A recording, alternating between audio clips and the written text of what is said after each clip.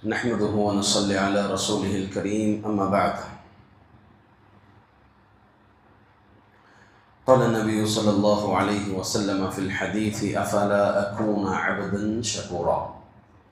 معزز حاضرین، آج کے درس میں تراویح کی فضیلت سے متعلق جانیں گے۔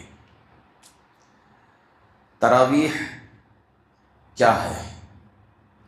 تراویح، قیام اللیل، تہجد، یہ تینوں نمازیں ایک ہی نماز ہیں۔ اللہ کے رسول صلی اللہ علیہ وسلم اپنے عہد میں، اپنے زمانے میں 3 مرتبہ 3 دن آپ نے باجماعت لوگوں کو تراویح پڑھائی۔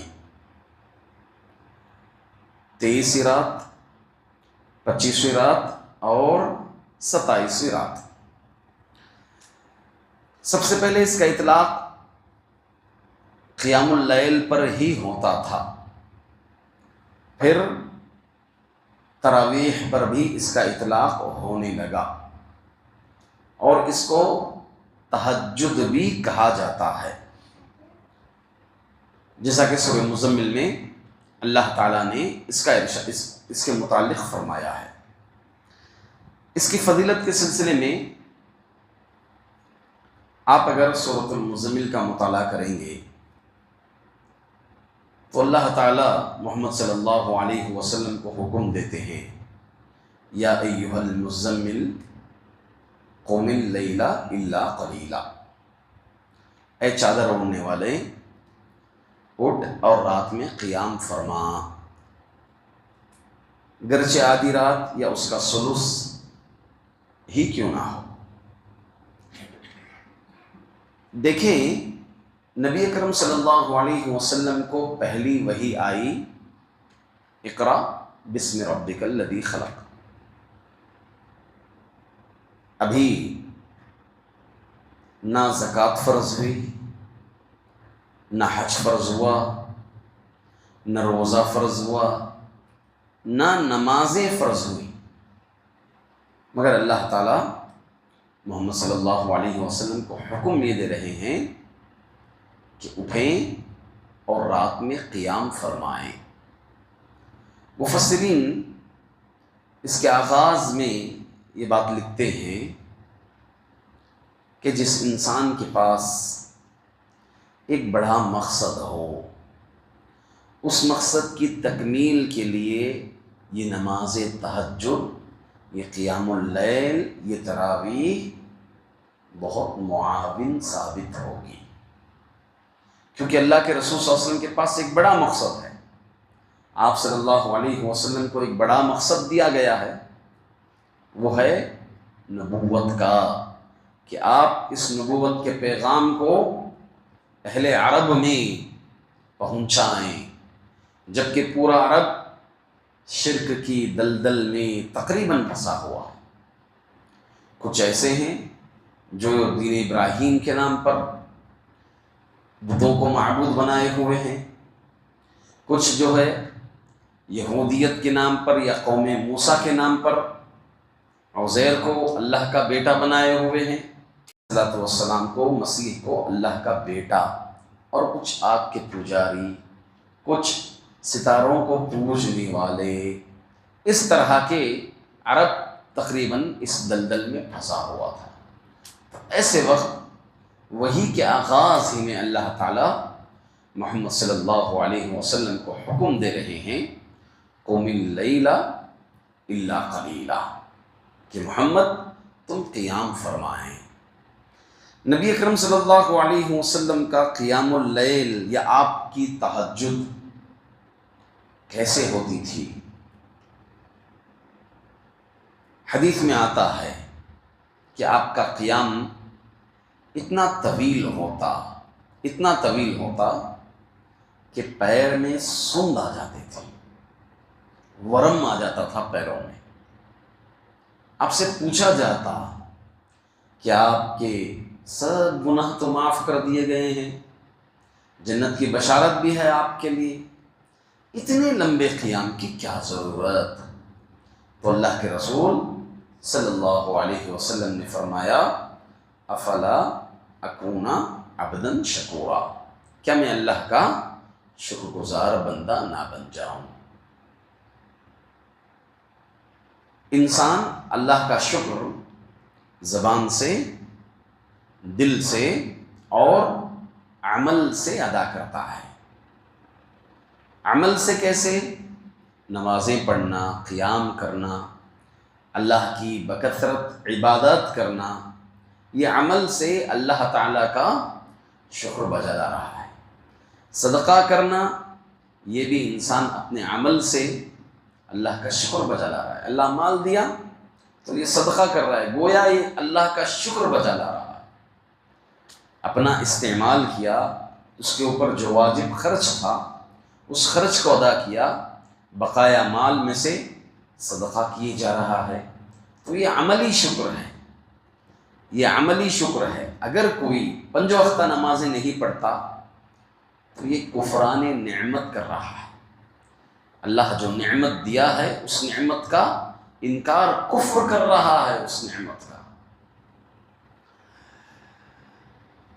اسی طرح نبی اکرم صلی اللہ علیہ وسلم کی نماز سے متعلق آتا ہے کہ آپ صلی اللہ علیہ وسلم ایک رات قیام فرما رہے تھے، سورۃ المائدہ کی آخری آیت سے کچھ پہلے آیت ہے، ان تعذبهم فإنهم عبادك وإن تغفر لهم فإنك أنت العزيز الحكيم۔ یہ دراصل عیسیٰ علیہ السلام کل قیامت کے دن اللہ تعالیٰ کے پاس، آپ کے دربار میں، اللہ کے دربار میں یہ کہیں گے اپنی امت سے متعلق، ان تعذبهم، اگر تو انہیں عذاب دے گا، فإنهم عبادك، تو یہ تیرے بندے ہیں اللہ، وإن تغفر لهم، اگر تو انہیں مغفرت کر دے، معاف کر دے، فإنك أنت العزیز الحکیم، تو زبردست حکمت والا ہے۔ اللہ کے رسول صلی اللہ علیہ وسلم تہجد میں یہ آیت آئی، اتنا دہرائے، یہ آیت پڑھتے گئے، آپ کی تہجد ختم ہو گئی اسی آیت پر، اسی ایک آیت پر آپ کی تہجد ختم ہو گئی۔ تو معلوم یہ ہوا کہ ایک نبی اکرم صلی اللہ علیہ وسلم بغور پڑھتے تھے، قرآن میں تدبر کرتے تھے، اور حدیث میں مزید آتا ہے پھر اللہ کے رسول صلی اللہ علیہ وسلم سر سجدہ رکھ کر اللہم امتی اللہم امتی، اے اللہ میری امت کو عذاب سے بچا لے، اے اللہ میری امت کو عذاب سے بچا لے۔ اسی طرح اللہ کے رسول صلی اللہ علیہ وسلم کی نماز سے متعلق حذیفہ بن یمان رضی اللہ عنہ فرماتے ہیں کہ ایک مرتبہ اللہ کے رسول صلی اللہ علیہ وسلم قیام فرما تھے، تہجد پڑھ رہے تھے، میں بھی آپ کے ساتھ ہو لیا۔ آپ سورۃ البقرہ کا آغاز کیا، پڑھتے گئے، سورۃ البقرہ پر آپ نے ختم کیا، تو میں سمجھا کہ اللہ کے رسول صلی اللہ علیہ وسلم ابھی رکوع کریں گے، مگر نبی اکرم صلی اللہ علیہ وسلم نے سورۃ النساء کا آغاز کر دیا۔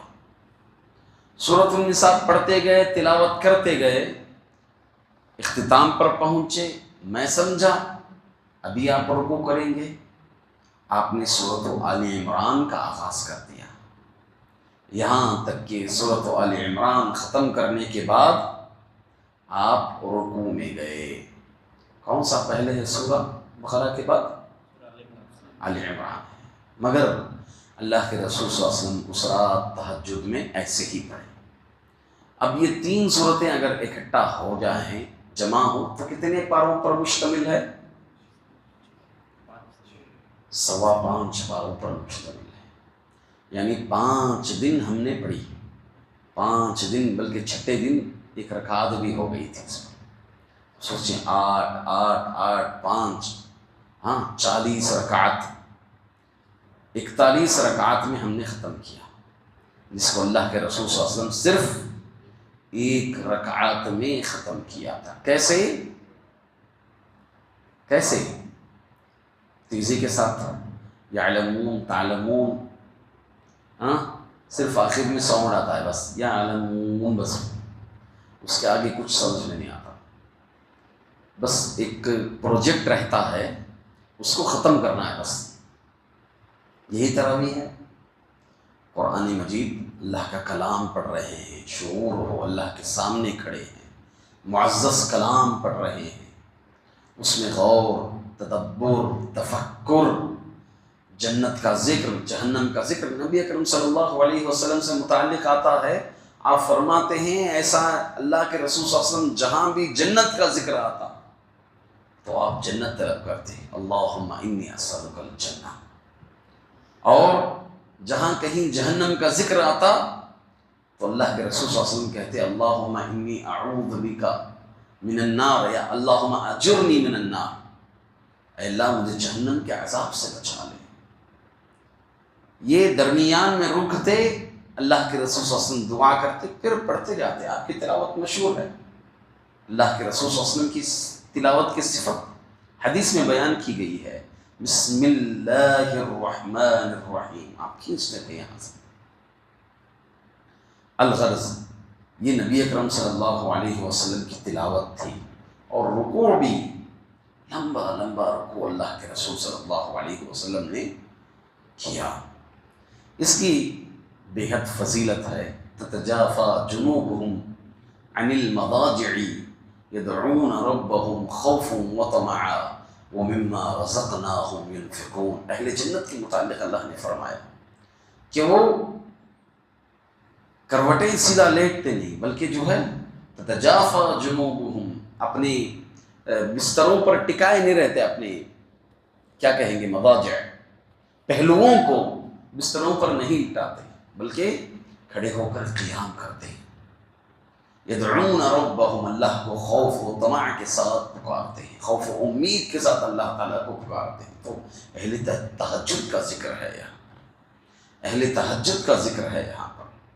اور خصوصاً اس کا وقت آغاز ہوتا ہے بعد نماز عشاء اور ختم ہوتا ہے طلوع فجر.